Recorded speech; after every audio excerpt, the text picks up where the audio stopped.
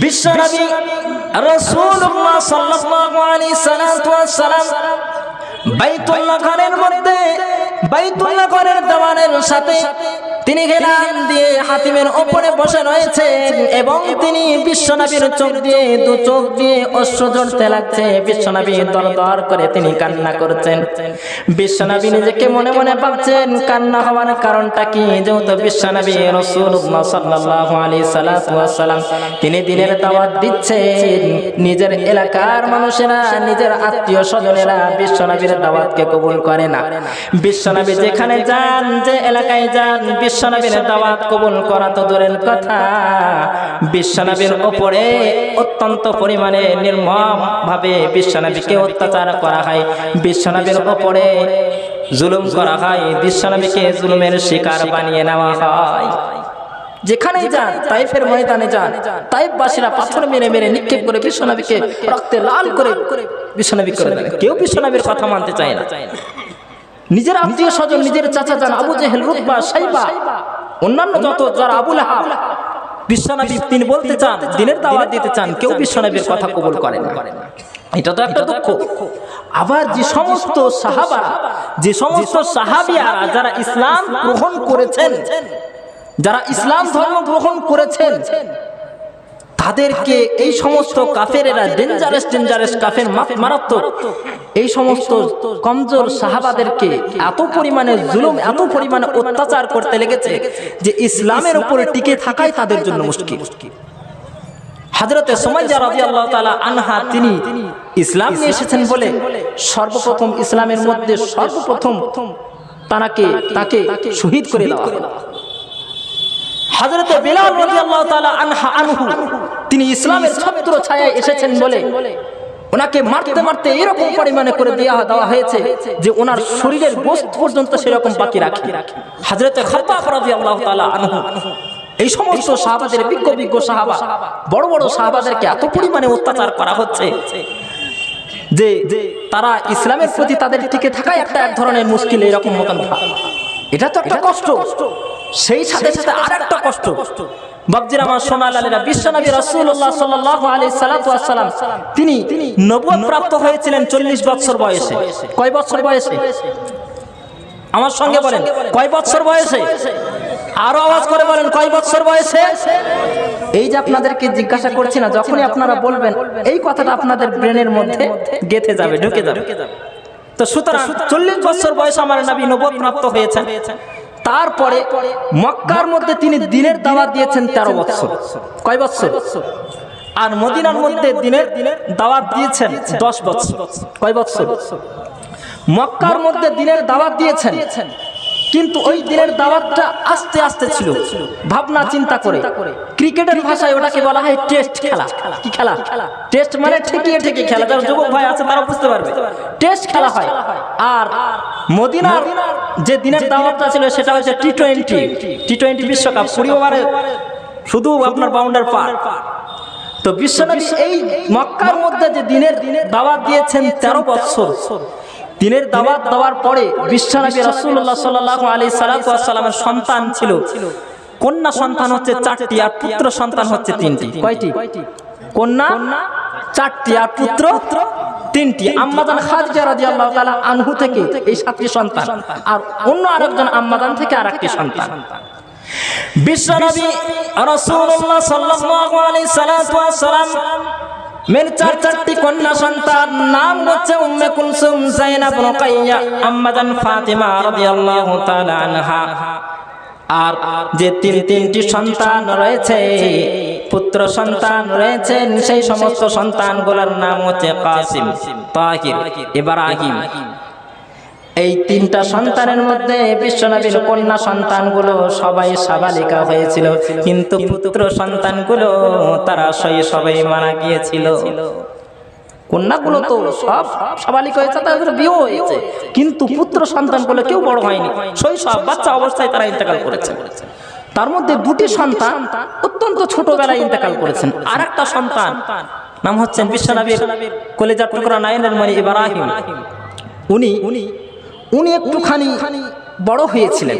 হামাগুড়ি বলা হয় না বাবজি, সন্তান যখন হামাগুড়ি দিয়ে হাঁটতে শেখে, চলতে শেখে, সেই সন্তানকে অনায়াসে কোনো কিছুর উপরে যদি বসিয়ে রাখা হয়, সেই সন্তান অনায়াসে খুব সুন্দর করে বসতে পারে।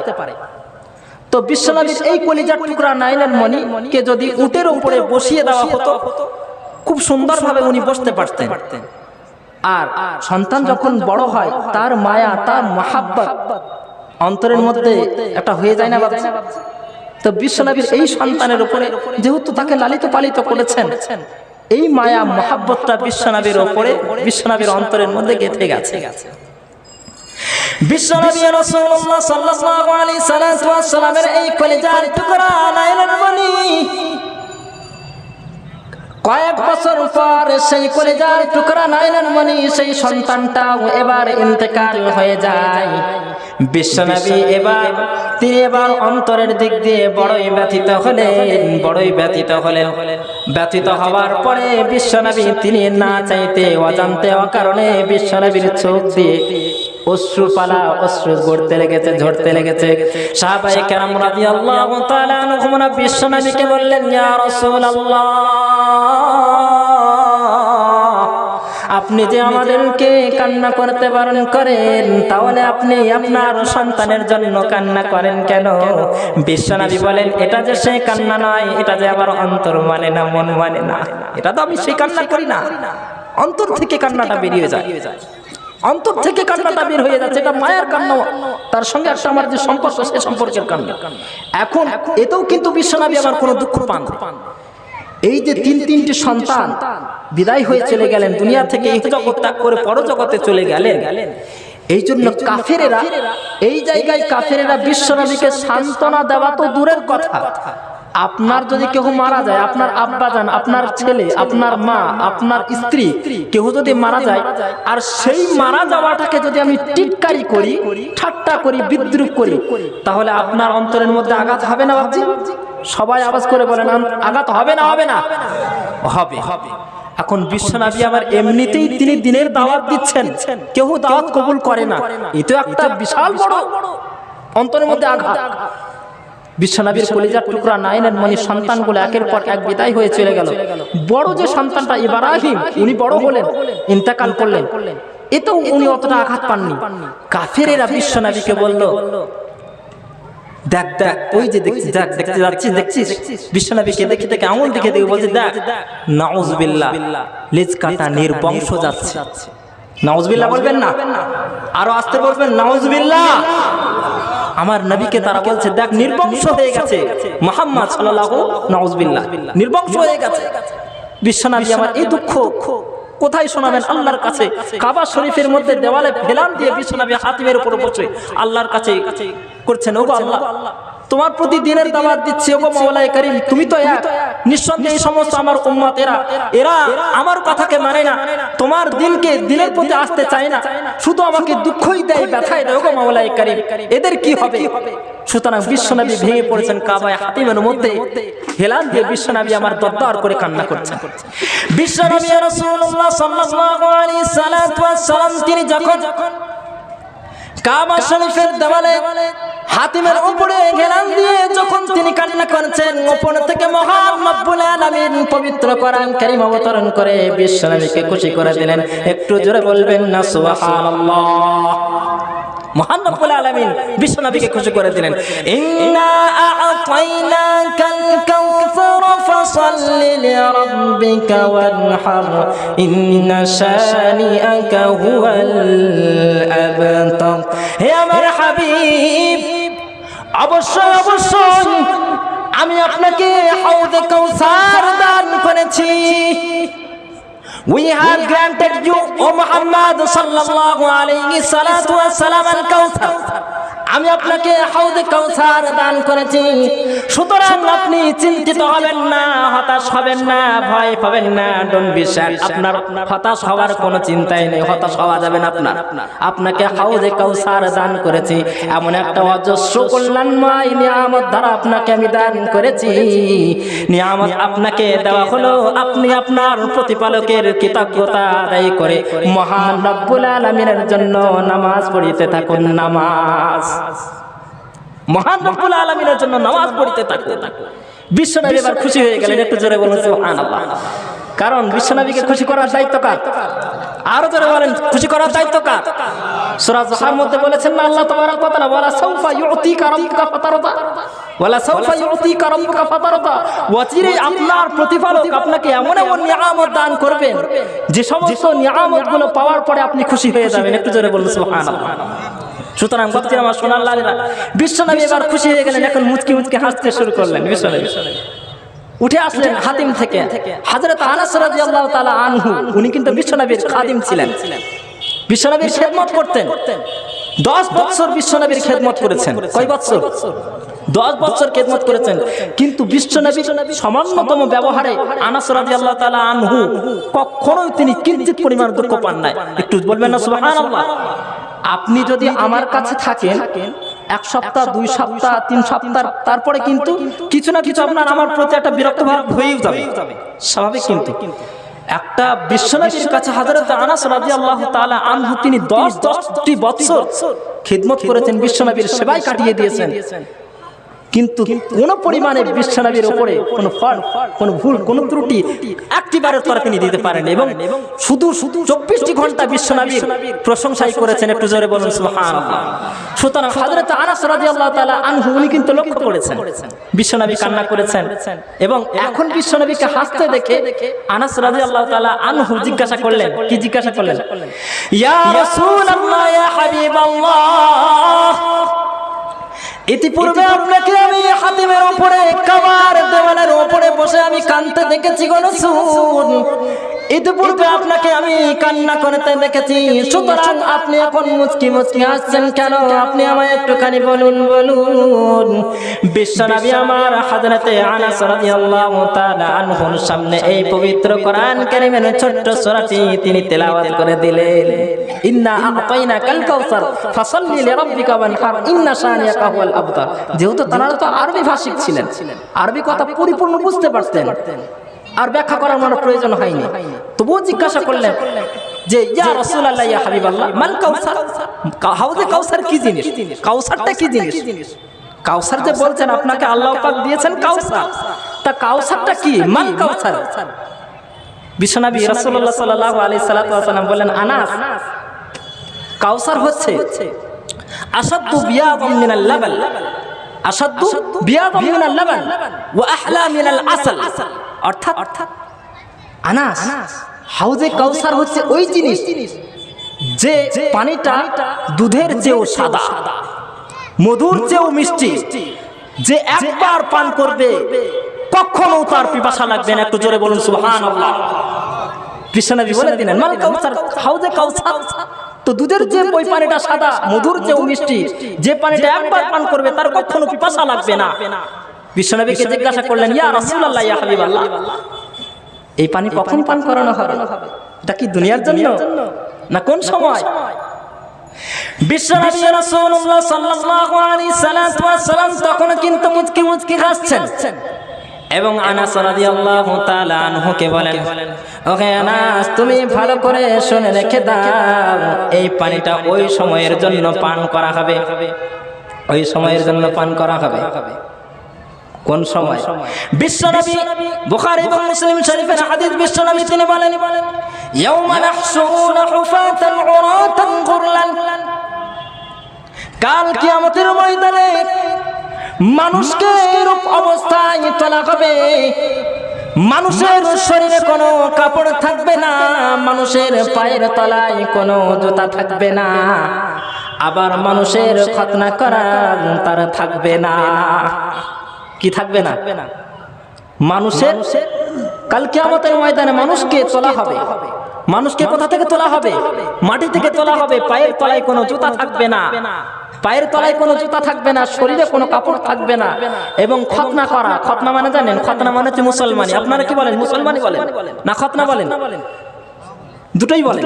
তো যাই হোক, খতনা করা, মুসলমানি করাও থাকবে না, তিনটাই থাকবে না। এখন বাপজিরা, মাঝখানে আমি একটুখানি কয়েকটা কথা বলতে চাই, এটাও এই কথার সাথে লিঙ্ক। মাঝখানে কথাটা কয়েকটা প্রশ্ন করতে চাই, আপনাদেরকে উত্তর দিতে হবে।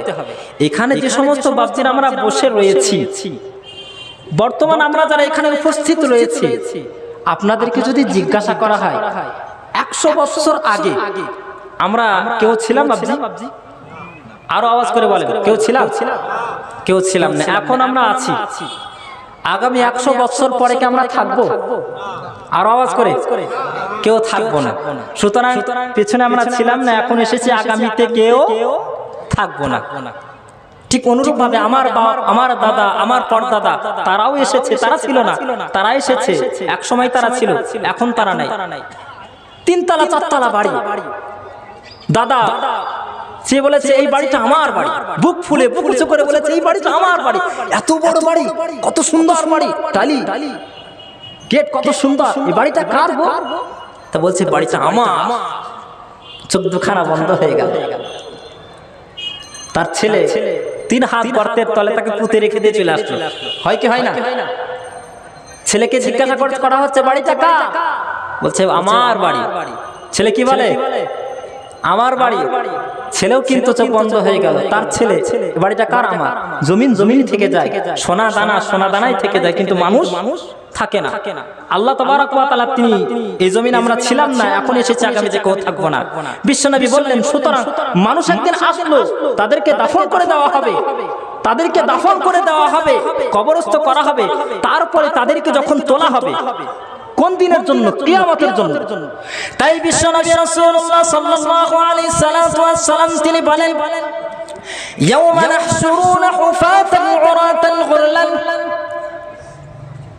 কাল কিয়ামতের ময়দানে মানুষকে এরূপ অবস্থায় তোলা হবে, মানুষের শরীরে কোনো কাপড় থাকবে না, মানুষের পায়ের তলায় কোনো জুতা থাকবে না, এবং তার খতনা করাও তার থাকবে না, মুসলমানি করা তার থাকবে না। আম্মা জানা আয়েশা রাদিয়াল্লাহু তাআলা আনহা বিশ্বনবী রাসূলুল্লাহ সাল্লাল্লাহু আলাইহি সাল্লাতু ওয়াসসালামকে জিজ্ঞাসা করে বললেন, ইয়া রাসূলুল্লাহ, কাল কিয়ামতের ময়দানে কারণ কি কাপড় পরানো হবে নাকি রাসূল? বিশ্বনবী আমার তখন মুচকি মুচকি এসে তিনি বললেন, আউয়ালু মান ইউকসা ইব্রাহিম, সর্বপ্রথম যে ব্যক্তিকে কাপড় পরানো হবে সেই ব্যক্তিটির নাম হবে ইব্রাহিম। সেই ব্যক্তিটির নাম কি? ইব্রাহিম। এখানে একটুখানি বোঝার ব্যাপার আছে। আউয়ালু মান ইউকসা ইব্রাহিম, इब्राहिम को सबसे पहले इब्राहिम अलैहिस्सलाम को कपड़ा पहनाया जाएगा, সবার পূর্বে ওনাকে কাপড় পরানো হবে, অর্থাৎ ওনাকে বস্ত্রহীন অবস্থায় তোলা হবে। ওনাকেও কিন্তু বস্ত্রহীন অবস্থায় তোলা হবে, বস্ত্রহীন অবস্থায় তুলবেন, তারপরে ইব্রাহিম আলাইহিসসালামকে কাপড় পরাবেন আল্লাহ তাবারক ওয়া তাআলা। এবার আম্মা জানা আয়েশা রাদিয়াল্লাহু তাআলা আনহা জিজ্ঞাসা করে বললেন, ইয়া রাসূলুল্লাহ, আপনাকে কোন অবস্থায় তোলা হবে গো রাসূল? বিশ্বনবী আমার তখন তিনি বললেন, আয়েশা রে, আমাকে যে কাফন পরিহিত অবস্থায় দাফন করা হয়েছে সেই কাফন অবস্থায় মহান রব্বুল আলামিন তিনি আমাকে তুলবেন। সুবহানাল্লাহ। আর আসতে বলেন, তাও তো জোর হলো না, আর একটু জোরে বলা যাবে না সুবহানাল্লাহ। সুতরাং বাপজিরা আমার সোনার লালেরা, বিশ্বনবীকে তোলা হবে, সবাই উঠবে, সিংহায় ফুঁক দেবে, সমস্ত মানুষ উঠবে, ছুটতে ছুটতে চলে যাবে ময়দানে মাহশার। ময়দানে মাহশার হাসরের ময়দান, হাসরের ময়দান, ছুটতে ছুটতে চলে যাবে। মাথার উপরে থাকবে টকবকে সূর্য, আপনার সূর্য মাথার কাছাকাছি থাকবে, পায়ের তলায় মাটিগুলো জমিনগুলো তামা পুড়ে তামা হয়ে যাবে। সূর্যের তাপের কারণে, উত্তাপের কারণে মাথার চিহ্নগুলো গলে গলে কান দিয়ে নাক দিয়ে বেয়ে বেয়ে যেতে থাকবে। এরকম অবস্থা হয়ে যাবে বাপজি। মানুষ তো, সমস্ত মানুষেরা পানি পানি পানি করে কাতরাতে থাকবে, সবাই পানি পানি করে কাতরাতে থাকবে, পানির তাড়নায়, পানির পিপাসায় নিজের আঙুলকে খেতে লাগবে। আঙুল খেতে খেতে, একটা আঙুল খেতে খেতে নিজের অঙ্গ প্রত্যঙ্গকে খেয়ে নেবে। এরকম অবস্থায় হয়ে যাবে। এত ভয়াবহ দিন। পানি, সবাই পানির জন্য ছটফট ছটফট। পিঁপড়ের দল দেখেছেন বাপজি? পিঁপড়ের দল, পিঁপড়ের দল যেমন ভাবে কেউ কাউকে মনে চেনে না, আপনি যদি অজান্তে অকারণে যদি আপনি ওখানে পা দিয়ে দেন, কেমন ভাবে আপনার ছাপিয়ে ধরবে, কামড় দেবে। একবারে ওই রকম পাগল, পাগলের মতো, পিঁপড়ের দলের মতো, দল ছাড়া মতন সেই রকম মানুষ ছুটতে ছুটতে থাকবে। কোথায় পানি পানি পানি করে আল্লাহ তাবারক ওয়া তাআলার কাছে কাতরাতে থাকবে। নাক দিয়ে কান দিয়ে গিনো গলে গলে গলে গলতে থাকবে, ঘামটা এরকম হয়ে যাবে, কারোর গলা পর্যন্ত, কারো বুক পর্যন্ত, কেউ বা সাঁতার কাটবে, এরকম অবস্থা তাদের হয়ে যাবে। পানির পিপাসার কারণে সবাই ছোটাছুটি করতে লাগবে, সবাই চলে যাবে। সর্বপ্রথম সবাই বলবে এর জন্য তো একটা আমাদের যা ফয়সালা হবে, ফয়সালাটা আমরা মেনে নেব, চাই আমরা জান্নাতি হই অথবা জাহান্নামী হই। জান্নাত তো হলেও আলহামদুলিল্লাহ, জাহান্নামী হলেও যে কোনো একটা ফয়সালা তো করা যায়, যে কোনো একটা ফয়সালা তো সবাই ছোটাছুটি করতে লাগবে। কি ছোটাছুটি? যখন আপনার কোনো কাজ, ব্যাংকের কাজ বলুন বা কোর্টের কাজ বলুন বা হাইকোর্টের কাজ বলুন, যে কোনো কাজ যখন আপনারা করতে যান, আপনাদের পাশাপাশি আমরা উকিল ধরি কিনা? উকিল ধরি কিনা বাবজি? উত্তর করবেন। কি ব্যাপার?